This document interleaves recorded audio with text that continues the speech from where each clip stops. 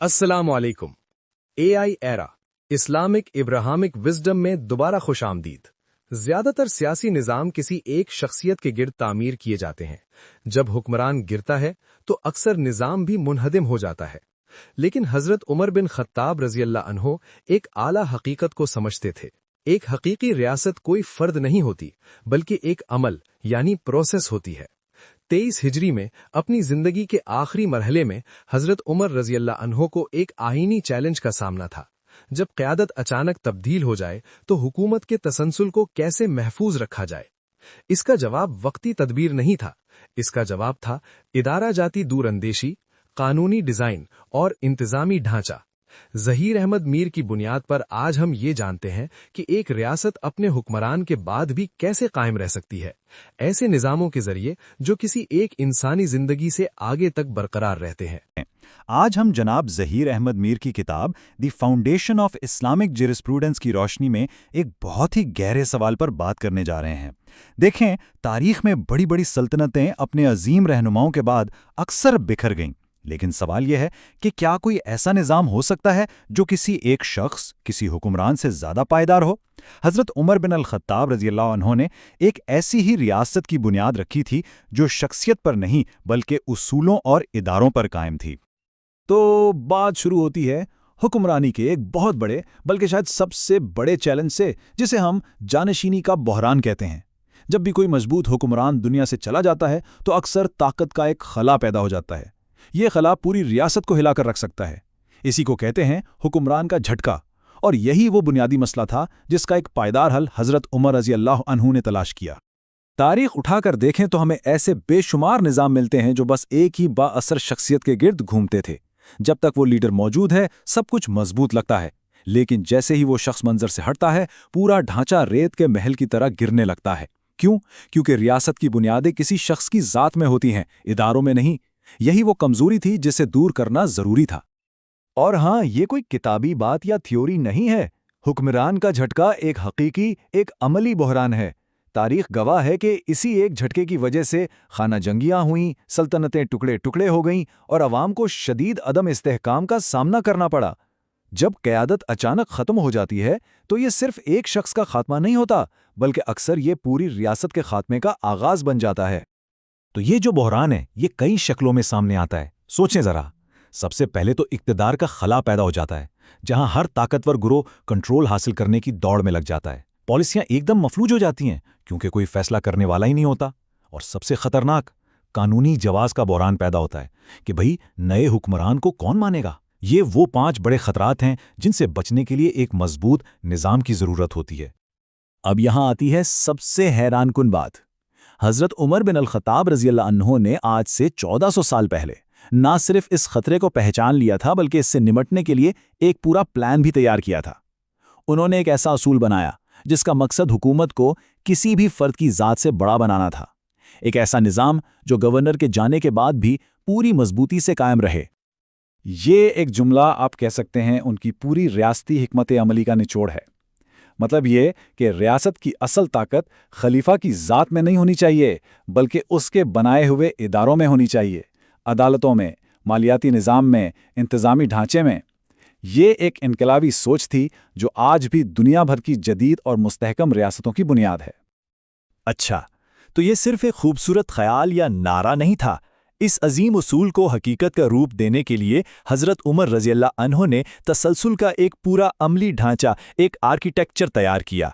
ये ढांचा 3 ऐसे मजबूत सुतूनों पर खड़ा था जो इस बात को यकीनी बनाते थे कि रियासत किसी भी इनफरादी बहरान का मुकाबला आसानी से कर सके। तो ये 3 सुतून कौन से थे? पहला, मजबूत इदारे जो हुकूमती कामों को मुनज़्ज़म करते। दूसरा, वाज़े तरीक़ाकार, यानी ऐसे क़वानीन जो फ़ैसलों और एहतिसाब के लिए एक मयार कायम करें। और तीसरा, और ये बहुत अहम है, जानशीनी का एक साफ, शफ़ाफ और मुनज़्ज़म निज़ाम जो क़यादत की मुंतक़ली को इंतशार और लड़ाई झगड़े से बचाए। आइए देखते हैं कि ये तीनों सुतून अमली तौर पर कैसे काम करते थे। आइए पहले सुतून को देखते हैं। हर चीज़ का तहरीरी रिकॉर्ड रखना। मिसाल के तौर पर दीवान अल जुंद को ले लें। ये कोई मामूली रजिस्टर नहीं था, बल्कि एक मुकम्मल फौजी डेटाबेस था जिसमें हर सिपाही की तफसीलात और तनख्वाह दर्ज थी। इसी तरह दीवानुल खराज महसूलात का एक मुनज़्ज़म निज़ाम था। हर चीज को लिखने से हुकूमत को एक इदारा जाती याददाश्त मिल गई। अब फैसले किसी की जाती याददाश्त या मर्जी पर नहीं बल्कि तहरीरी रिकॉर्ड पर मबनी थे, जो हुक्मरान के बाद भी बाकी रहते। अब आते हैं दूसरे सतून पर, जो था इख्तियारात और जिम्मेदारियों की साफ साफ तकसीम, यानी इख्तियारात को बांट देना। गवर्नर सूबे का इंतज़ामी सरबराह था, लेकिन काजी यानी जज उसके मातहत नहीं था, वो मुकम्मल तौर पर आज़ाद था। बैतुलमाल का ऑफिसर मालियात का जिम्मेदार था। किसी एक शख्स के पास सारे इख्तियारात नहीं थे। इससे निज़ाम में एक कुदरती तवाज़ुन पैदा हुआ और ये यकीनी बन गया कि अगर कोई एक ओहदेदार ना भी रहे तो बाकी निज़ाम अपनी जगह चलता रहे। और फिर आता है तीसरा और शायद सबसे अहम स्तून, जानशीनी का अमल। देखें, हज़रत उमर रज़ी अल्लाह ताला अन्हु ने ये नहीं किया कि अपनी मर्जी से किसी को नामज़द कर दिया, बल्कि उन्होंने अपने बाद फैसला करने के लिए एक शूरा काउंसिल बना दी। ये 6 सीनियर सहाबा पर मुश्तमिल एक मुशावरती इदारा था, जिसे एक मुकर्ररा वक्त के अंदर अगला रहनुमा चुनना था।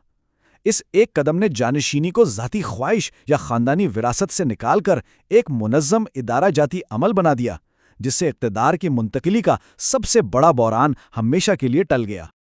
तो सवाल ये पैदा होता है कि ये निज़ाम अपने वक्त के लिहाज से कितना इनकलाबी था।